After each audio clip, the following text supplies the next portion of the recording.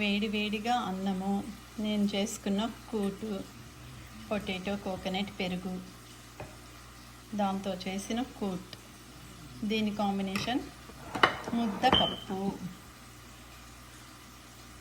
చూడండి, కమ్మటి ముద్దపప్పు. దీని మీద కొంచెం నెయ్యి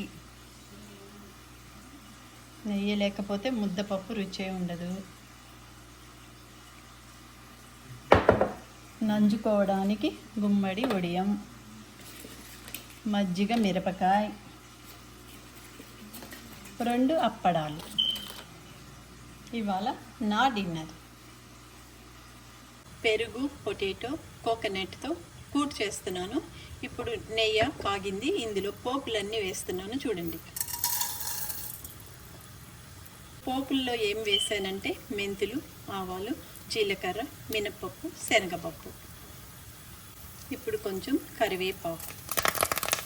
ఒకసారి కలుపుదాం. కొంచెం పసుపు. కూట్, పెరుగు, పొటాటో, కోకోనట్ కూట్కి సరిపడే సాల్ట్. ఇప్పుడు కొన్ని పచ్చిమిరపకాయలు, అట్లానే కొంచెం అల్లం తురుము, రుచి కొరకు కొంచెం ఇంగువ. ఒకసారి శుభ్రంగా కలుపుదాం.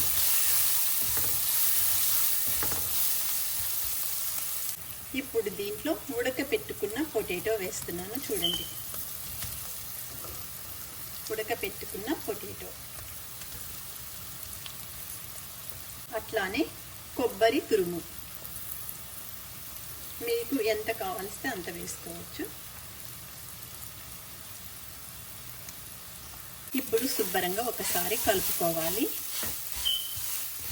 పొటాటో, కోకోనట్ కూట్. కొంచెం ఇది ఉడకాలి కాబట్టి కొంచెం వాటర్ వేస్తున్నాం. ఒకసారి శుభ్రంగా కలుపుదాం.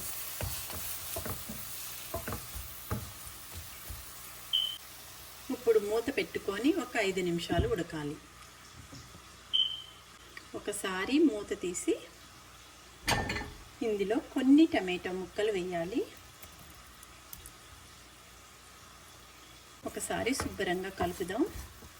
చూడండి, దగ్గరికి ఉడికిపోయింది.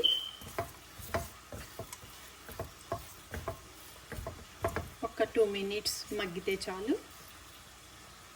మళ్ళీ మూత పెట్టి ఒక 2 నిమిషాలు మగ్గితే చాలు. కమ్మటి పెరుగు తీసుకున్నాను. ఇప్పుడు అక్కడ కూట్ చేస్తున్నాను కదా, ఆ కూట్ ఇందులో కలపాలి. Coconut, potato. చూడండి, ఇట్లా పెరుగు, కమ్మటి పెరుగు తీసుకొని రెడీగా పెట్టుకోవాలి. ఇప్పుడు మూత తీసి చూడండి, కూట్ రెడీ అయిపోయింది.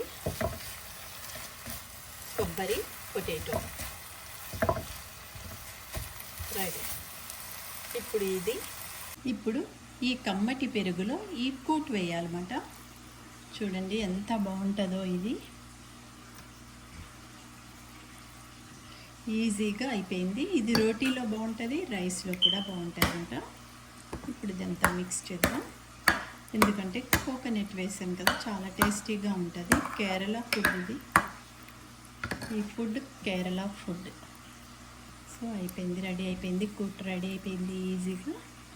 ఇవాళ మా డిన్నర్లో ఇది ఒక డిష్.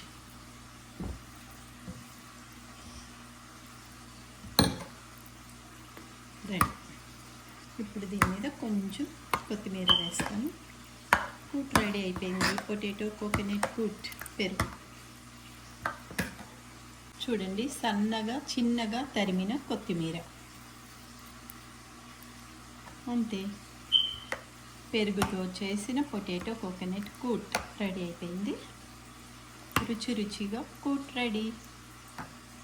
రుచికరమైన కూట్ రెడీ.